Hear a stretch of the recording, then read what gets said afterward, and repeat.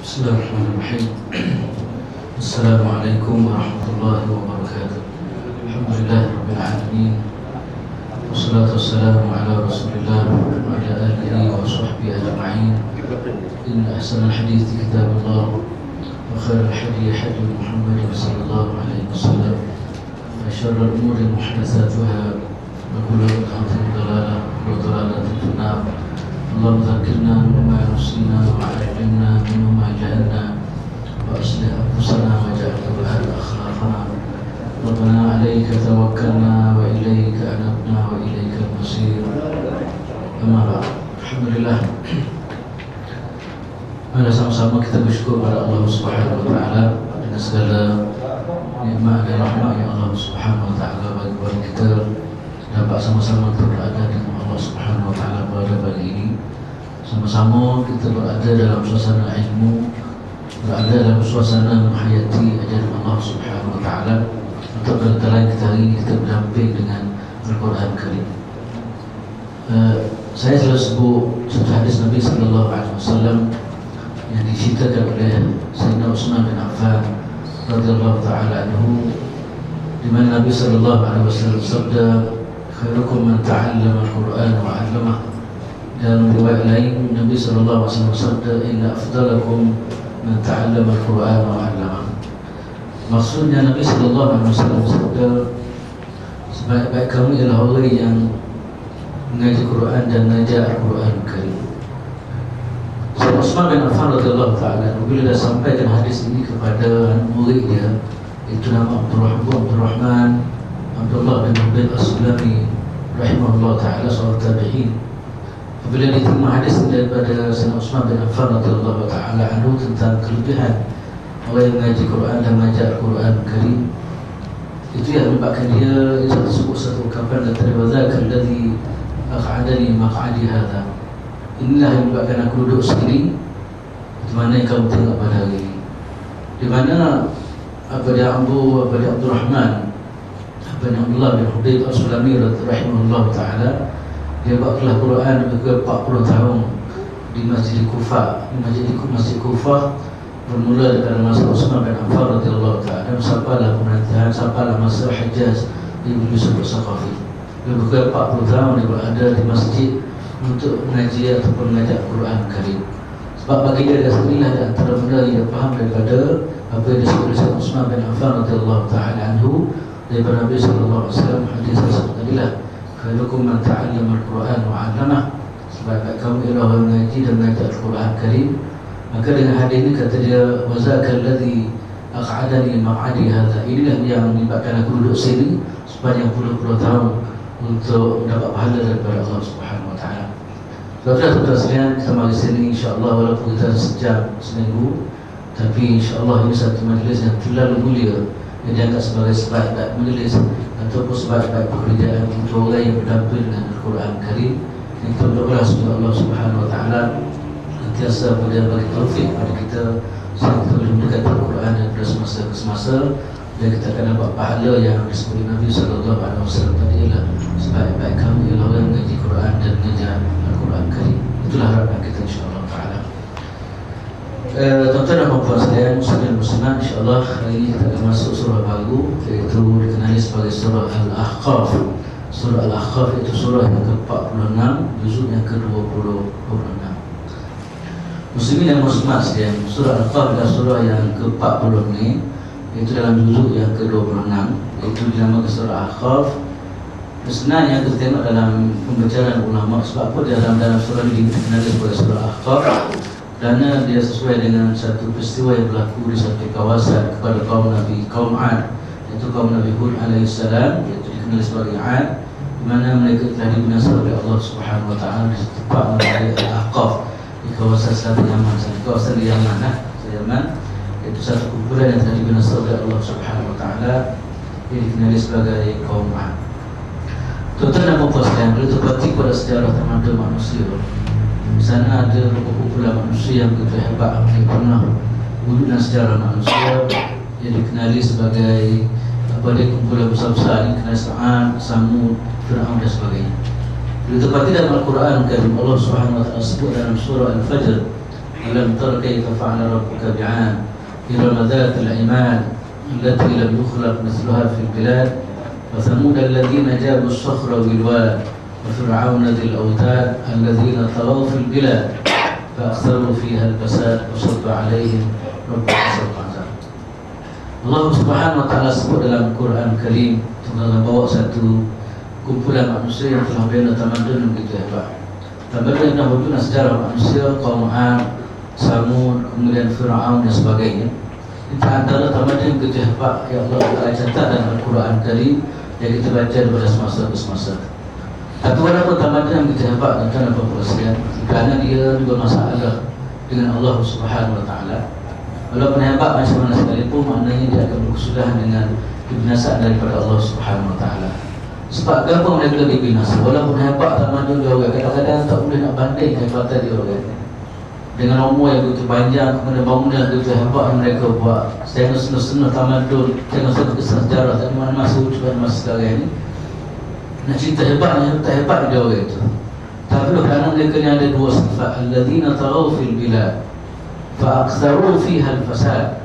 Kerana pertama sekali kerana mereka ini taghaw kezaliman di muka bumi Allah Subhanahu wa taala.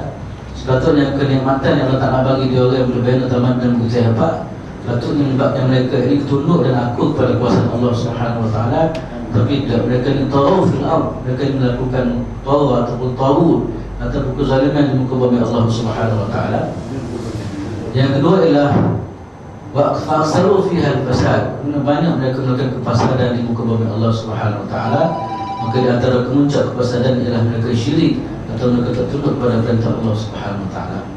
Mana akhir sekali apa dia fasabba alaihim rabbuka sawta azab. Akhir sekali Allah Subhanahu wa taala binasa mereka itu. Kita pada bagasan yang tertanam pasal, maknanya mana-mana tamadun lah yang dibina dalam kehidupan dunia ini tanpa asas, tunang-tunang tanpa makna kebenaran, atau tamadun yang dibina kerana bukan berpaksikan kepada kedatangan Allah Subhanahu wa taala, bahawa kalau Tuhan maka tamadunnya keutuh bila-bila masa. Yang kita akan baca banyak dalam kisah Al-Ahqaf, bagaimana Allah Subhanahu wa taala binasa kaum 'Ad, jatuh nimpa yang menulis sebagai Ahqaf. Betul tentang saya, bila kita baca surah ni sebenarnya satu keyakinan yang tak nak ajar kepada kita bahawa lagu-lagu mana hebat manusia pun, bila tak tunduk pada perintah Allah Subhanahu wa taala, maka itu masalah yang akan dihancur oleh Allah Subhanahu wa taala bila-bila masa. Cuma lama banyak itu adalah tuntutan daripada Allah Subhanahu wa taala. Cuba tengok dalam tamadun dunia sekarang, tuan-tuan sekalian. Cuba tengok macam mana Rusia, Khomeini naik sekejap sampai 1 tahun, lebih ke 70 tahun kemudian akhir sekali dibinasa oleh Allah Subhanahu wa taala. Dan kita dah tunggu sekarang ini maknanya golongan kapitalis, Amerika Syarikat dan sebagainya, ini benar pasti benarnya akan dibinasa oleh Allah Ta'ala bila-bila masa. Sebab tegaknya mereka ini bukan tegak yang atas dasar iman ataupun ketakwaan kepada Allah Subhanahu wa taala.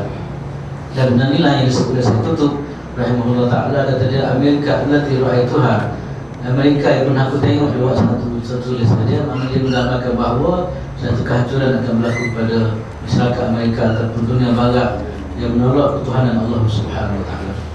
Maka insya-Allah tuan-tuan sekalian, kita tengok banyak lebar bagaimana Allah SWT binasakan kaum 'Ad, sebenarnya yang disebut dalam ayat yang ke-21. Insya-Allah pembahasan panjang lebar mengenai kaum 'Ad yang binasa oleh Allah Subhanahu wa taala di satu kawasan yang dikenali sebagai Ahqaf, iaitu kawasan yang berada di Yaman sana. Kawasan di mana Allah Taala binasa mereka. Di sinilah binasa dengan angin yang begitu kencang. Beberapa hari Allah Ta'ala turunkan angin dan sekali acuan bagi tamadun dibina oleh kaum 'Ad. Nah, sebenarnya kita akan baca lepas insyaAllah. Surah Ahqaf ini surah Makkiyah, iaitu surah maknanya Allah Ta'ala turun semasa Nabi SAW berada di kota Makkah Al-Mukarramah. Dan beliau tersebut surah Makkiyah adalah satu surah yang perbicaraan lebih kepada masalah isu akidah. InsyaAllah dalam ayat ini banyak permasalahan akidah yang disebut, sama ada dalam isu ketuhanan ataupun isu kenabian ataupun kerasulan. Dan yang ketiga adalah isu masalah hari kebangkitan, di mana manusia akan dibangkit oleh Allah SWT. Ini 3 perkara besar yang akan disebut, akan dibincang panjang lebar dalam surah Al-Ahqaf. Dan fokus utama ialah dalam isu kenabian ataupun kerasulan Nabi SAW yang kita akan tengok daripada ayat pertama lagi, insyaAllah. Kemudian ayat dia ialah lebih kurang 35 ayatan, iaitu ayat dia 35 ayat. Itulah lebih kurang dia, dan surah Al-Ahqaf sebagai mukadimah kita pada hari ini. Dan turunnya surah ini tuan-tuan dan puan-puan sekalian, dia turun selepas daripada surah Al-Jathiyah. Jadi yang kita baca lepas insya-Allah, di mana segi penurunan surah ini dia berlaku lepas daripada surah Al-Jathiyah sebenarnya disebut dalam tafsir. Bismillahirrahmanirrahim. Hamim. Hamim merupakan huruf muqatta'ah. Banyak dalam Al-Quran Karim, dalam surah-surah yang mula dengan huruf-huruf muqatta'ah ni, huruf-huruf ringkas, Hamim, Alif Lam Mim, kemudian Yasin, Taha dan sebagainya. Ulama dalam bahaskan huruf muqatta'ah ni, di sana ada dua golongan ulama. Yang pertama kali mengatakan kita tak ada tahu makna mereka apa. Sebab itulah kita tengok dalam sebahagian daripada kitab tafsir antaranya Jalalain mengatakan bersamaan yang huruf-huruf macam ni, dia kata Allahu a'lam bi muradihi. Terserah kepada Allah Subhanahu Wa Taala apa kehendak dia, itu terserah kepada Allah Taala. Kita tak tahu apa makna kepada Hamim. Pendapat yang kedua mengatakan sebenarnya tak pernah salah. Okey, setiap benda yang disebut oleh Allah Subhanahu Wa Taala tidak ada makna kan, mesti di sana ada makna. Pendapat kedua mengatakan nak cerita kepada orang Quraisy bahawasanya huruf inilah huruf Hamim ke huruf Taha, huruf bahasa Arab inilah yang digunakan dalam Al-Quran Karim, yang digunakan pakai oleh kamu semua wahai Quraisy. Dan surah ni, huruf ni lah, huruf macam ni digunakan oleh Al-Quran Karim, tapi walau macam mana sekali kamu juga tidak mampu untuk menentang ataupun untuk berlawan dengan Al-Quran Karim. Maknanya Al-Quran mari dalam bahasa ni, bahasa Arab ni, bahasa Mim ke. Yang penting Quran mari dalam bahasa Arab, bahasa yang digunakan pakai oleh Quraisy dalam masa itu. Maknanya mereka cuba tengok, walaupun Quran mari dalam bahasa mereka, dengan huruf-huruf yang digunakan pakai oleh mereka, tapi walaupun kuliah mereka juga tak mampu untuk mendatangkan semangat Al-Quran Karim. Mereka tak mampu untuk menentang kandungan Al-Quran dan sebagainya. Dan cerita ini satu daripada mukjizat Al-Quran lah, di mana Al-Quran yang bahasa Arab mari dalam bahasa mereka pakai, tapi walaupun sekalipun mereka tak boleh nak mencabar kewibawaan yang terdapat dalam Al-Quran Karim. Ini antara pandangan ulama dalam tafsirkan ayat atau dalam tafsirkan huruf muqatta'ah yang ada pada setiap ayat dan dipun dalam surah. Cuma satu benda yang saya nak sebut sini ialah bila sebut huruf muqatta'ah ini, biasanya lepas daripada huruf ini dia akan bincang masalah Al-Quran Karim. Nah, cuba tengok dalam surah surah Al-Baqarah, Alif Lam Mim, dzalikal kitabul la raiba, dia bincang masalah Al-Quran. Dalam surah Al-Imran juga, Alif Lam Mim, Allahu la ilaha illa huwal hayyul qayyum, nazzala 'alaikal kitaba bil haqq, dia bincang masalah Al-Quran Karim. Maka dalam surah ini kita juga bila sebut huruf muqatta'ah, maka lepas tu dia bincang isu besar, isu tentang risalah ataupun isu tentang Al-Quran yang Allah Subhanahu Wa Taala turun kepada Rasulullah Sallallahu Alaihi Wasallam. Ayat yang kedua ialah tanzilun minal kitab, tanzilul kitab minallahil azizil hakim. Diturunkan kitab ini dari Allah Subhanahu Wa Taala yang maha perkasa lagi maha bijaksana. Al-Quran Karim yang dipertikaikan oleh apa dia Quraisy yang mengatakan sebenarnya Quran daripada Muhammad belajar daripada orang lain, Muhammad ambil daripada orang lain, Muhammad diilham oleh syaitan dan oleh jin dan sebagainya. Itu tuduhan-tuduhan yang mereka lempar kepada Nabi sallallahu alaihi wasallam. Tapi yang jelas sebagai anak Allah, dakwaan mereka telah jelas terkata tanzilul kitab. Quran yang dibawa oleh Nabi sallallahu alaihi wasallam bukan daripada mamak, bukan daripada surah, tidak, tapi dia datang daripada Allah Subhanahu Wa Taala yang bersifat yang aziz.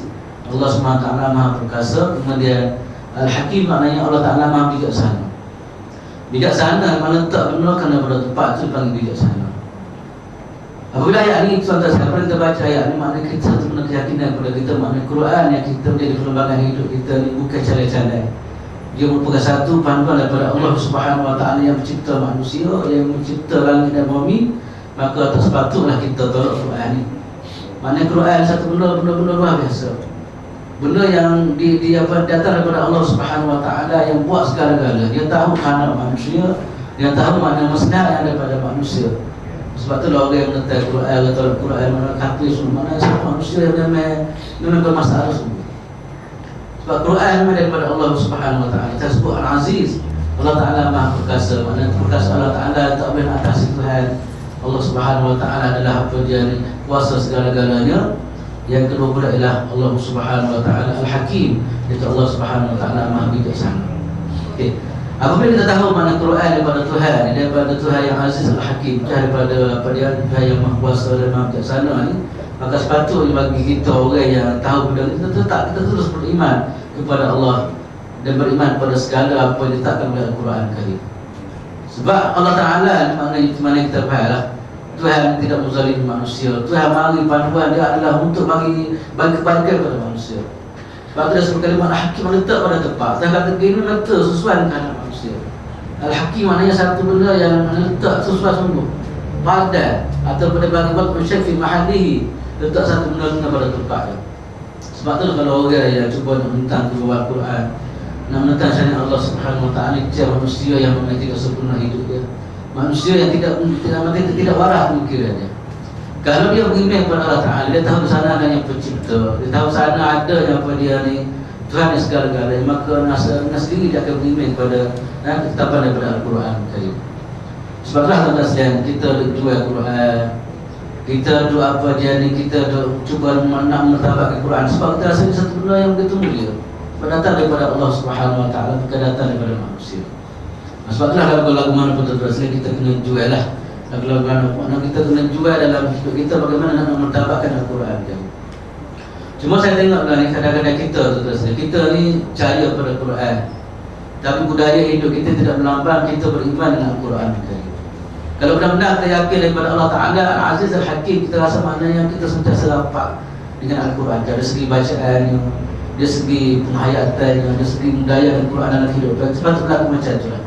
Sebab apa? Sebab kita yakin dia datang daripada Allah Ta'ala, dia mahu untuk maslahat manusia, bukan untuk buat kecelakaan kepada manusia. Ma anzalna alaikal Quran litashqa. Allah Ta'ala sebut pada kami tidak turun Quran untuk buat kecelakaan kepada manusia.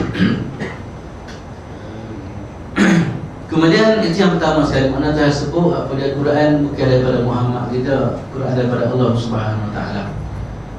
Kemudian ayat yang kedua tuan-tuan sekalian, ma khalaqna as-samawati wal arda wa ma bainahuma illa bil haqqi wa ajalin musamma. Wal ladzina kafaru wa amma unziru mu'ridun. Kami tiada menciptakan langit dan bumi dan apa yang ada di antara keduanya melainkan dengan tujuan yang benar dan dalam waktu yang ditentukan. Dan orang yang kafir berpaling dari apa yang diperingatkan kepada mereka. Begini tuan-tuan sekalian, dalam ayat senang, dalam dua ayat ini satu benafsai Allah Ta'ala tunjuk pada manusia lah. Tuhan tunjuk kuasa dia, Tuhan tunjuk kehebatan Allah SWT melalui dua benda. Pertama sekali Tuhan sebut Al-Quran Karim, bagaimana kehebatan Allah Subhanahu Wa Ta'ala. Kita baca A sampai Z Al-Quran Karim, menggambarkan bagaimana hebatnya Allah Ta'ala yang sepatut menjadi bagi kita sembah, yang sepatut kita menjadikan Allah Ta'ala sebagai wajah atau matlamat hidup kita. Tuhan sebut teliti dalam Al-Quran Karim. Kemudian yang kedua, Tuhan sebut tunjuk kehebatan dia melalui badannya melalui ayat kauniyah, iaitu melalui apa yang kita tengok melalui kejadian-kejadian Allah Subhanahu Wa Taala. Sebab itulah kita orang beriman tuan-tuan sekalian, kalau manusia sepatutnya dua panduan dah cukup untuk dia tunduk kepada Allah Ta'ala. Panduan pertama maknanya tengok Quran. Quran jelas sebut macam mana kehebatan Allah Subhanahu Wa Taala. Yang kedua pula Tuhan sebut, Tuhan cuba semua kita perhati persekitaran kita, bagaimana kejadian langit dan mana kejadian bumi. Dua perkara cukup untuk buat manusia kepada Allah Subhanahu Wa Taala. Dah, maknanya kalau manusia tak beriman lagi, memang orang Tuhan dia bagi apa? Dia kata kilo benar, teruk benar lah macam ni. Quran pun Tuhan sebut jelas dah macam mana kehebatan Allah Subhanahu Wa Taala. Kemudian Tuhan tunjuk pula melalui ayat Al-Qauliyah, mana kita tengok macam mana kejadian langit, macam mana kejadian bumi, macam mana kejadian laut dan sebagainya. Itu semua kita maknanya kalau kita berkata betul-betul ini menanda ke bahawasanya kehebatan Allah Subhanahu Wa Taala. Wa ma khalaqna as-samawati wal ardi wa ma bainahuma illa bil haqq. Allah Subhanahu Wa Taala kata kami tidak jadikan langit dan bumi tersedia dan di antara keduanya kecuali dengan kebenaran. Di kata lain maknanya ada hikmah di sebalik Allah Taala jadikan. Allah Taala tak jadi sia-sia. Allah Ta'ala jadi ada hikmah dia. Allah Ta'ala tidak jadi untuk untuk kebaikan manusia. Wa ajalin musamma, dan sampai kepada satu masa manusia dunia akan dihancurkan oleh Allah Subhanahu Wa Ta'ala. Maknanya berkahur untuk teruskan. Sebenarnya saya sebut, kalau manusia benar-benar dia ada akal, dia baca dari Al-Quran, Tuhan sebut hebat dia, kemudian kita tengok sekitar dia, kita kan nampak kehebatan Allah Subhanahu Wa Ta'ala. Tapi orang yang Tuhan tutup kepala tu, Tuhan tutup hati dia ni, walaupun dia baca Quran, walaupun dia tengok kejadian Allah Subhanahu Wa Ta'ala di sekitar dia, tapi macam mana sikap dia? Walladzina kafaru amma unziru mu'ridun. Tapi orang kafir, orang yang menentang Allah Subhanahu Wa Ta'ala, kafir ni dia masih dia berpaling daripada peringatan Allah Subhanahu Wa Taala. Begitulah tuan-tuan, cerita ni cerita orang kafir pada masa dulu. Orang lain pun begitu juga, ada pokok kita manusia walaupun dengar nama sebagai Muhammad dan dan sebagainya, tapi dia baca Quran pun tidak ada pulang untuk dia. Kadang dia tak berasa apa satu. Tidak mendatangkan faedah bagi dia. Baca Quran macam baca surat Baba. Baca Quran macam lah baca benda lain. Tidak ada benda yang boleh membina dia. Kemudian dia jadi khairul tapi tak ada apa satu. Patut ibadah sudah cukup untuk bawa dia kepada tunduk kepada kehebatan Allah Subhanahu Wa Taala. Tapi dia tidak. Inilah perangai-perangai yang disebut oleh Taala, perangai orang yang tertutup mata hati oleh Allah Subhanahu Wa Taala. Walladzina kafaru amma udhiru mu'ridin. Dan orang yang kafir sebenarnya dia berpaling daripada peringatan yang diberi kepada mereka. Betul tak selang ceritanya bagaimana sikap yang daripada manusia. Dia tak cuba guna Quran yang daripada diri mereka, yang ada di hadapan mereka. Dia tak guna apa, dia tak melihat mana yang dia punya Allah SWT untuk ditadaburkan supaya dia tunduk pada perintah Allah Subhanahu Wa Taala. Tapi benda tak berlaku dalam hidup dia lah. Kemudian Allah Subhanahu Wa Taala sebut lagi terkasihan ialah dan kul ara'aytum ma tad'una min dunillah aruni madza khalaqu min al-ardi am lahum syirkun fis samawat. Katakanlah, terangkanlah kepadaku tentang apa yang kamu sembah selain Allah Subhanahu Wa Taala. Perlihatkan kepadaku apakah yang telah mereka ciptakan dari bumi ini, atau adakah mereka berserikat atau berpakat dengan Allah Subhanahu Wa Taala dalam penciptaan langit. Bawalah kepadaku kitab yang sebelum Al-Quranul Karim ini, atau peninggalan dari pengetahuan orang-orang yang dahulu jika kamu adalah orang-orang yang benar. Allah Subhanahu Wa Taala terus sebut mana tadi, Tuhan sebut Quran, Tuhan sebut tentang langit, kemudian Tuhan sebut apa dia manusia satu masa akan berlaku hari kiamat, manusia akan dibangkit oleh Allah Subhanahu Wa Taala. Kemudian Tuhan sabar pula, kerana mereka tak semua Tuhan, dan mereka semua selain daripada Allah Subhanahu Wa Taala. Maka Quran cuba segar dia lagi, cuba menjinakkan lagi, cuba nak meyakinkan dia lagi. Gapo Tuhan kata, katakanlah wahai Muhammad pada mereka itu, orang yang sembah, orang yang ambil kehidupan selain daripada Quran, selain daripada apa yang dikehendaki oleh Allah Subhanahu Wa Taala. Kemudian Nabi Allah Taala kata, ara'aitum ma tad'una min dunillah. Mu tak perhati ke apa yang kamu sembah selain daripada Allah Taala. Mu dok tinggal Tuhan yang telah menjadikan segala-galanya. Dah tiba-tiba mu tinggal Tuhan bersemua benda lain. Itu Tuhan kata kepada Rasul Nabi Muhammad, sebut dia orang nak meyakinkan dia lagi bahawa apa yang mereka semua, apa yang mereka anuti, apa yang mereka bukan mana satu benda, bukan satu benda yang batil di sisi Allah Subhanahu Wa Taala. Sebab tu Tuhan kata kepada ku wahai Muhammad, kata ara'aitum ma tad'una min dunillah. Mu tak tengok ke apa yang kamu semua selain daripada Allah Subhanahu Wa Taala. Dah Tuhan Nabi SAW sahabat, sebab tengok balik perhanda kamu semua tu, apa yang dia boleh buat. Ini cara pendekatan Quran dalam usaha untuk nak meyakinkan orang supaya terima kebenaran ni. Quran bagi supaya dia mikir. Tadi Tuhan kata pada Tuhan supaya dia mikir. Tengok kejadian di langit dan bumi, patut dia mikir. Sebab benda ni dia boleh tunduk pada Allah Subhanahu Wa Taala. Kemudian tak sedia kepada semua selain daripada Tuhan semua berhala. Kemudian Tuhan dia supaya dia mikir balik. Kamu wahai orang semua berhala, orang semua ideologi selain daripada Islam. Kamu tak tengok ke apa yang kamu semua tadi, kamu faedah, apa yang dia boleh buat. Aruni madza khalaqu min al-ardh. Nabi sahabat, Nabi sebut pada cerita pada aku, Nabi kata itu datang maknanya satu perintah daripada Allah SWT. Apa yang berhala-berhala kamu ni buat? Mudah semua berhala di muka bumi ni, mengambil selain daripada agama Allah Subhanahu Wa Taala ni. Apa yang dia buat? Cuba tengok berhala, apa yang kamu buat? Apa yang dia buat untuk mana, untuk kepentingan manusia. Bahkan saya ingat satu kisah yang berlaku kepada Abu Darda radhiyallahu ta'ala. Abu Darda antara orang yang terakhir di kalangan kaum kampung dia masuk Islam. Dia lewat masuk Islam kalau banding orang lain. Sehingga ulama sejarah mencatatkan bahawa dia orang terakhir di kampung dia menerima agama Allah Subhanahu Wa Taala. Apa dia ni, Abu Darda dia bersahabat, dia terakhir dengan satu orang yang mulia tersebutnya Abdullah bin Rawaha. Abdullah bin Rawaha tiba-tiba dia masuk Islam awal daripada Abu Darda. Abu Darda orang yang semua berhala lah. Semua berhala, setiap kali nak kena nego, dia akan masuk bilik berhala dia dulu. Kalau kita sembahyang subuh dulu dah. Dia sembahyang subuh dengan semua berhala. Kemudian dia beriah kepada berhala, dia jangan kepada berhala, itu dia berkuasa. Satu masa Allah tak pergi rumah dia. Kemudian sebab dia rapat sangat, kemudian pergi jumpa tak ada, pergi rumah dia tak ada. Yang ada Umi Darda. Tanya Umi Darda, kata dia, Abdullah gimana? Tak ada, dia keluar, kata dia. Dia kata, mana Umi Darda gimana? Kata dia, dia keluar. Maka Abdullah pun masuklah rumah masa tu. Masuk, kemudian kawan tu sibuk di di dapur pada Umi Darda. Dia masuk tempat berhala yang disembah oleh Abu Darda tadi. Kemudian dia katok semua, hancur habis itu. Bila hancur tadi, bini dia keluar daripada dapur tadi, tengok Allah kejuka Tuhan kita kena tengok lagi. Dia kata Tuhan ni boleh jadi dia akan dimarahi oleh suami dia. Sebab suami dia tinggal tak tahu kan boleh jaga benda-benda ni. Kemudian duduk tak lama, namanya suami dia balik. Dia dah tak menangis. Dia macam mana nak jawab pada suami dia ni. Sebab Tuhan yang dipuja oleh suami dia, yang dipuja telah dihancur oleh orang lain. Makna binasa, habis licin berhala-berhala tadi. Maka akhir sekali dia pun marah sangat. Dia klik dengan siapa yang buat kerja gini. Dia kata yang buat kerja gini Abdullah bin Rawah, kata dia. Last sekali dia pun cari, kemudian jumpa. Dalam keadaan nak marah. Tapi dia nak marah itu tu saya tu lagi mikir balik. Terbagi dia supaya mana ada lagi mikir, masa tu dia mikir dia kata dia, kalau nak berhala aku benar-benar Tuhan sungguh, kata dia. Tak, mesti orang mari nak genak dia tu mesti dia boleh pertahankan. Sebab Tuhan, kalau ke mana? Tak, kalau orang mana katok dia berapa semua mesti dia pertahankan apalah ke mana pun. Tapi dia tak kata ke apa satu senyap adik.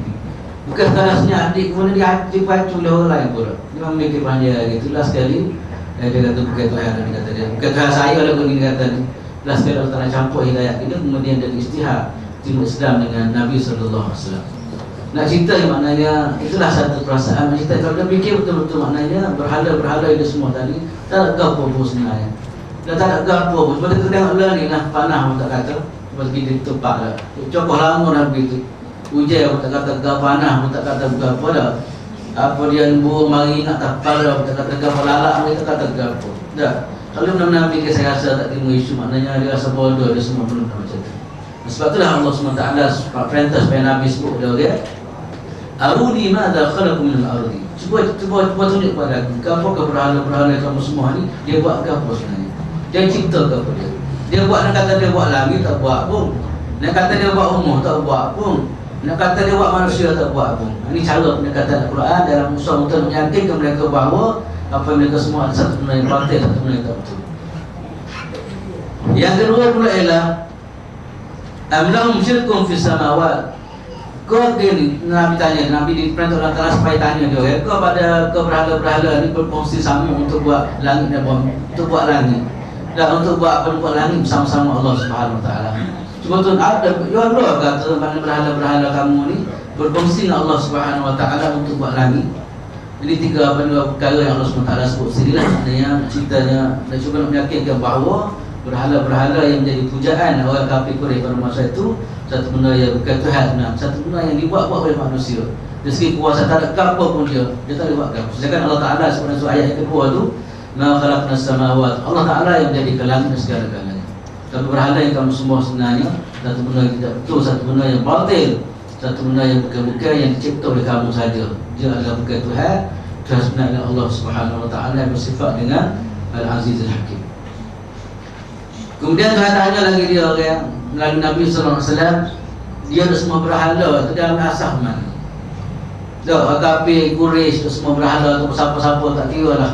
Yang ambil panduan selain daripada panduan Islam, yang semua selain daripada Allah Subhanahu Wa Ta'ala. Cuba tanya dua perkara tadi, dua soalan. Yang pertama sekali dah tunjuk kepada saya, kata Nabi, kitab mana sebelum ni yang mengatakan boleh semua berhala? Tak, Nabi tanya. Nabi perintah oleh Allah Subhanahu Wa Ta'ala supaya tanya mereka ni kitab mana yang jamin, kitab mana yang semua berhala. Kalau benar-benar dia ada panduan yang sebut kepada saya dan kata Muhammad mana dalil mengatakan boleh semua berhala selain daripada Allah Subhanahu Wa Ta'ala. Kalau cek pada kitab kita tak ada satu pun yang mengatakan semua berhala. Cuba tengok kitab kepada kitab Taurat, kitab Injil, kepada Zabur dan sebagainya, kitab-kitab ini tu oleh Allah Subhanahu Wa Ta'ala tak ada satu pun yang mengatakan berhala adalah Tuhan selain daripada Allah Subhanahu. Tak ada. Yang semua kita ini itu oleh Allah Subhanahu Wa Ta'ala tadi semua mengatakan Allah SWT yang sepatutnya disembah, bukan berhala dan bukan benda-benda lain. Maknanya salah, tak betul kamu wahai Quraisy, wahai kafir yang menamai kamu sembah berhala selain Allah. Tak ada dari kamu. Yang kedua, Allah Ta'ala sebut lagi aw asaratun min ilmi, ataupun ada kesaki-baki daripada ilmu dulu. Ilmu dulu yang mengatakan itu semua berhala. Tak, saya tunjuk ayat mana yang minta supaya dia mikir. Tak, apa yang kamu semua tak ada daripada kita. Tak ada pun daripada apa. Semua tak ada berlaku. Tengok cek segala kita, Quran, kita apa kita Injil, kita Taurat, sebab tak ada sekabuk yang mengatakan berhala adalah Tuhan. Yang kedua pula dari segi ilmu dulu begitu juga. Tak ada seorang yang mana yang mengatakan kita semua berhala selain daripada Allah Subhanahu Wa Taala. In kuntum shadiqin, jika kamu adalah orang yang benar. Kalau kamu benar-benar semua kamu tuju semua, kamu benar semua wahai Quraisy, kamu kena buktikan mana berhala kamu semua itu adalah yang boleh mencipta segala-galanya. Yang kedua pula ada maknanya semua berhala adalah arahan daripada kita. Semua tak ada berlaku. Yang penting apa yang mereka semua adalah landakan nafsu mereka, bukan daripada bukti yang jelas daripada Al-Quran, daripada kitab-kitab dulu, tapi sebenarnya apa yang dibuat adalah daripada panduan nafsu ataupun hawa nafsu yang ada pada mereka. Itulah Allah SWT dalam pendekatan macam mana cuba nak meyakinkan kafir-kafir Quraisy ini supaya mana dia tunduk pada perintah Allah Subhanahu Wa Taala dan meyakinkan mereka bahawa apa mereka semua satu benda yang batil, satu benda yang bercanggah dengan nas dan dengan akal waras yang ada pada manusia. Itu gitulah.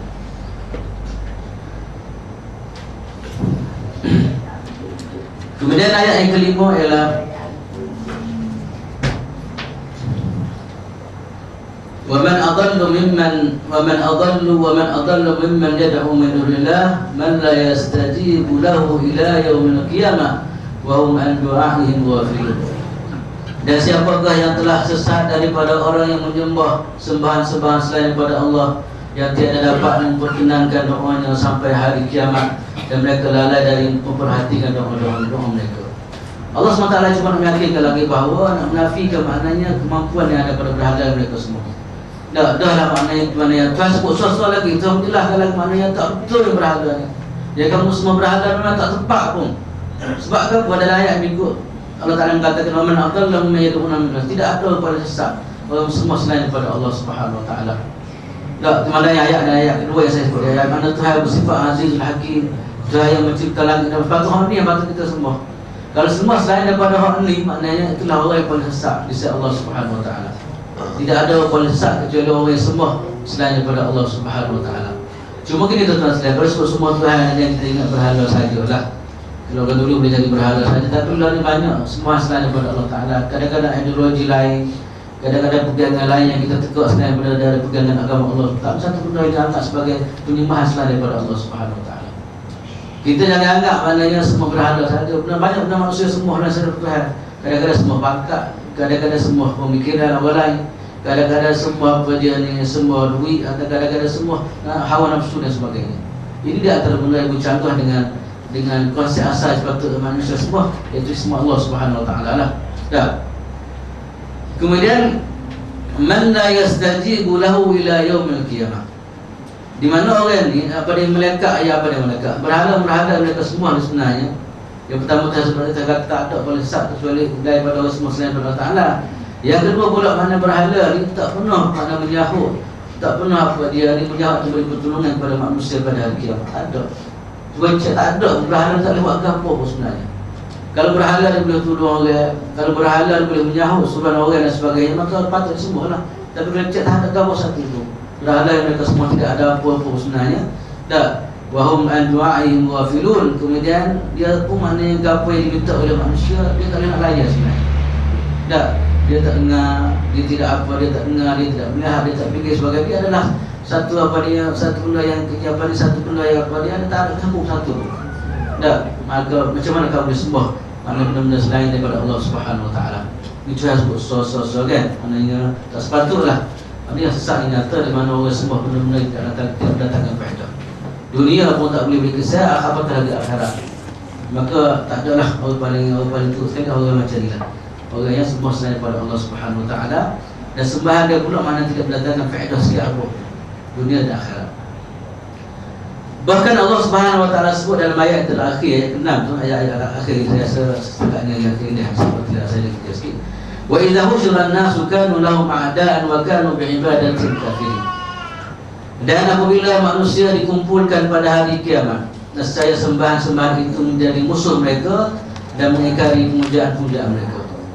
Bahkan perkataannya Allah Subhanahu wa taala, berhala-berhala mereka sembah apabila kembali pada hari akhirat, mana berhala dekat lari belakang, masing-masing membakar diri belakang. Maknanya maknanya mereka tak tahu, maknanya kata dia tak suruh pun semua macam tu. Dah, apabila berlakunya hari kiamat, maknanya berhala yang mereka semua tadi. Contoh kata dia, ada di kalangan manusia semua malaikat, ada di kalangan manusia ada semua berhala, ada di kalangan manusia ada semua apa dia ni menunal mayat kau semua. Bila sampai saja di akhirat, di akhirat maka benarnya kelari belakang. Tak mampu berkata lain, maknanya tak aku atau berkata lain membebaskan diri daripada mereka yang mereka semua di dalam kehidupan dunia. Dan kata lain maknanya malaikat tak boleh tolong apa dia, kemudian harta berhala-berhala lain, maknanya masing-masing membebaskan diri daripada mereka itu. Di sana banyak sekali ayat Al-Quran Allah Ta'ala menceritakan bagaimana apa dia ni sembahan mereka semua dalam kehidupan dunia ni semua lari belakang di akhirat, tak boleh nak tolong mereka. Dah, kata lain maknanya mereka semua dunia ni bukan kerana berhala sebenarnya, bukan kerana malaikat atau bukan kerana apa dia ni, bukan kerana mereka ini semua, tapi kerana nafsu yang ada pada mereka itu. Setelah bila kembali pada hari akhirat, mereka ini pakat lari belakang dan berhala-berhala masing-masing bahkan diri pada mereka itu. Allah Subhanahu wa taala sebut dalam Al-Quran kali banyak sekali ayat di mana yang mengatakan bahawa berhala mereka semua tadi tak boleh tolong mereka, dan pakat lari daripada mereka di hari akhirat. Antaranya Allah SWT sebut dalam surah Maryam, wattakhadhu min dunillahi alihatan liyakun lahum izza kalla sayakfuruna bi'ibadatihim wa yakununa alaihim didda. Di mana berhala-berhala ini di hari akhirat akan menjadi lawan kepada mereka ataupun jauh daripada mereka itu. Dan kata lain maknanya tak boleh tolong mereka lah, yang mereka berhala sana dunia ni sanggup habis masa, habis tenaga untuk sembah berhala, tapi akhirat pun berhala ni lari daripada mereka. Dalam ayat lain Allah SWT sebut apa dia ni,qa innama ittakhadhtum min dunillahi awsanan mawaddata bainakum fil hayatid dunya thumma yawmal qiyamati yakfuru ba'dhum bi ba'd wa yal'anu ba'dhum ba'dha wa ma'wakumun nar wa ma lakum min nasirin. Maksud dia lebih baik inilah, mana berhala-berhala mereka semua selain pada Ta'ala dalam kehidupan dunia ni, mereka kasih, mereka sayang dunia dan akhirat, untuk tidak akhirat pakat-pakat lari belaka dan melaknat antara satu sama lain. Bahkan mana yang pakat lari diri belaka, tak, dia semua sebelum pakat lari tasih, tak, dia tak mampu untuk membantu manusia. Yang mampu yang bantu manusia pada hari akhirat adalah Allah Subhanahu wa taala. Berhala-berhala semua pakat lari belaka dah. Maka kata lain maknanya Allah Ta'ala nak sebut dalam ayat kita baca tadi, tak betul lah, yang betul sekali berhala mereka semua sebenarnya satu makhluk Allah Ta'ala yang tak sepatut dia sembah. Yang sepatut dia sembah adalah Allah Subhanahu wa taala yang maha kuasa segala-galanya. Itulah tuan-tuan sekalian, antara perjalanan juga ni ayat pada hari ini kita baca, Allah SWT cuba nak menyatakan bahawa sepatut manusia semua tak lain hanya Allah Subhanahu wa taala. Ya, manusia semua selain daripada Tuhan, satu benda tak betul berlaku, satu benda yang bukan-bukan, satu benda yang tidak ada kemampuan apa pun sebenarnya. Yang mampu, yang maha kuasa adalah Allah Subhanahu wa taala. Yang penting apa mereka semua satu benda yang batil, satu benda yang bercanggah dengan fitrah manusia yang dijadikan oleh Allah Subhanahu wa taala. Itulah ya tuan-tuan sekalian, seperti saya dah kira sekali hari ini, saya minta maaf lah pasal kita bahas hari ini. Yang penting itulah tuan-tuan sekalian, yang ayat kedua itu penting untuk kita bina diri kita lah, keyakinan kita kepada Al-Quran Karim. Maknanya kita rasa apa yang kita beri sekarang satu benda yang tepat, dengan Quran yang kita beri, Quran yang kita cuba nak amalkan, satu benda yang benar daripada Allah Subhanahu wa taala, di mana Allah Ta'ala bersifat Aziz Al-Hakim. Inilah keyakinan kita, dan kita rasa kuat dan kita dapat kita yakin bahawasanya Quran datang daripada Allah Subhanahu wa taala, bukan daripada orang lain. Dan itulah kita berdoa supaya Allah Subhanahu wa taala campur dalam kita keyakinan yang bersatu patuh kepada Al-Quran Karim dan kepada kuasa Allah Subhanahu wa taala. Saya akan untuk hari ini apa yang baik daripada Allah Subhanahu wa taala dan segala kekurangan daripada manusia sendiri. Aku qouli hadza wa astaghfirullahaladzim li wa lakum wa lisa'il muslimin wal muslimat. Assalamualaikum warahmatullahi taala wabarakatuh.